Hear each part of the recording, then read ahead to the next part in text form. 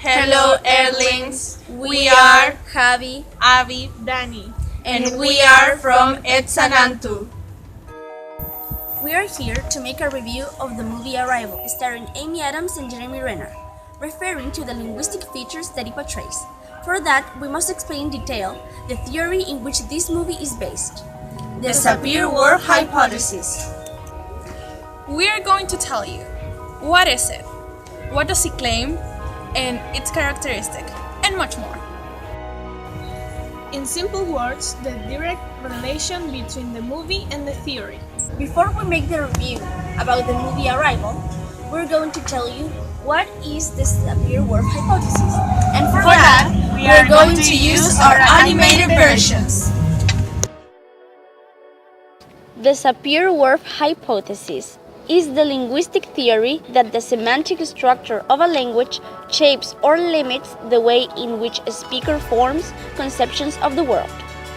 And it has two versions: the strong version, also known as linguistic determinism, and the weak version, also known as linguistic relativism. We must clarify that the words strong and weak are not related to the strength of the scholarly argumentation, but rather to the degree to which language is assumed to influence our thoughts and behavior. First, the strong version. According to this version, the language we speak determines, constrains the way we think and view the real world.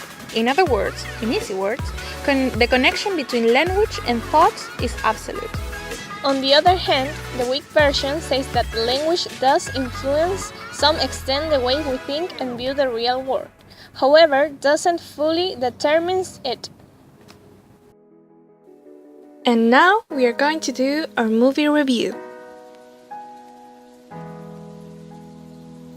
The movie Arrival tells us about Louise Banks, starring Amy Adams, who is a linguist who teaches at a college.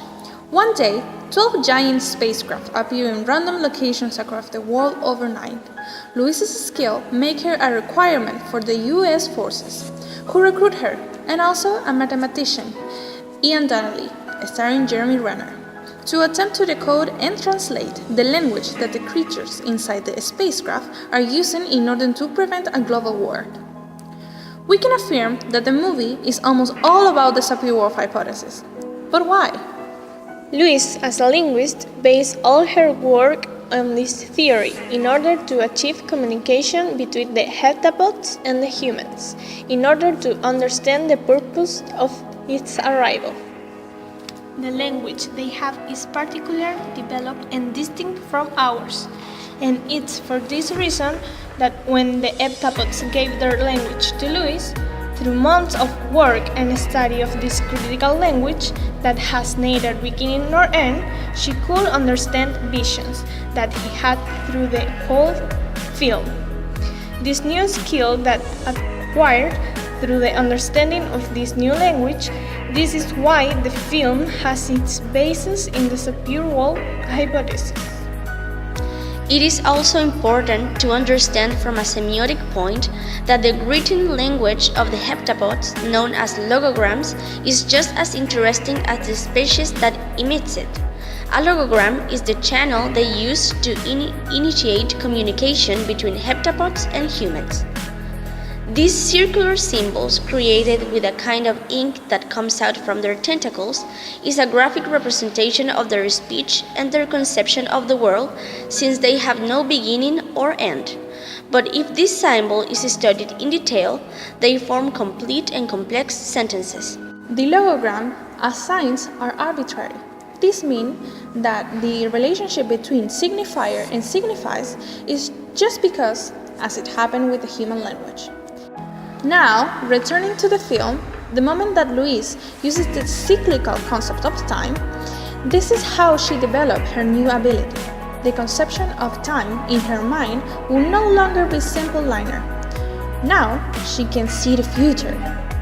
This means a change in the way she conceived time and the world.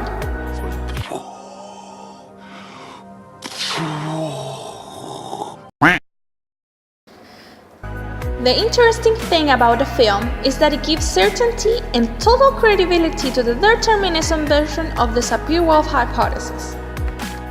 Because the film establishes that language can change the perception of time or completely alter the brain of a person. In fact, Ian affirms this statement. So, which side are you? From the linguistic relativism or from the linguistic determinism? We're going back now to our planet. It's an empty. See you soon.